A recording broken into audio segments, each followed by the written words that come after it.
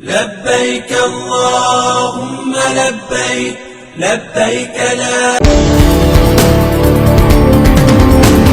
ലബൈക് അല്ലാഹുമ്മ ലബൈക് ലബൈക് ലാ ശരീക ലക്. പരിശുദ്ധ ഹജ്ജിനായി 289 ഹാജിമാർ ഇന്ന് സൗദി എയർലൈൻസിൽ കൊച്ചിയിൽ നിന്നും യാത്ര തിരിച്ചു.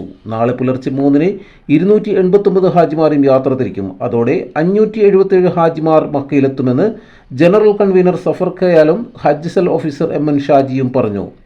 2 വിമാനങ്ങളിലായി 274 വനിതാ ഹാജിമാരും 300 പുരുഷന്മാരും ഉണ്ടാകും.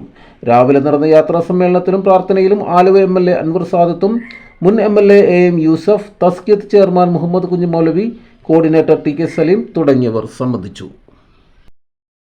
ലബ്ബൈക അല്ലാഹുമ്മ ലബ്ബൈക ലബ്ബൈക ലാ ശരീക ലക ലബ്ബൈക ഇന്നൽ ഹംദ വന്നിഅമത لك والملك لا شريك لك لبيك اللهم لبيك لبيك لا شريك. ഹജ്ജുമായി ബന്ധപ്പെട്ട കൂടുതൽ വാർത്തകളും വിശേഷങ്ങളുമായി വീണ്ടും കാണാം. നന്ദി, നമസ്കാരം. ജെ ടൈംസിനൊപ്പം ജലാൽ.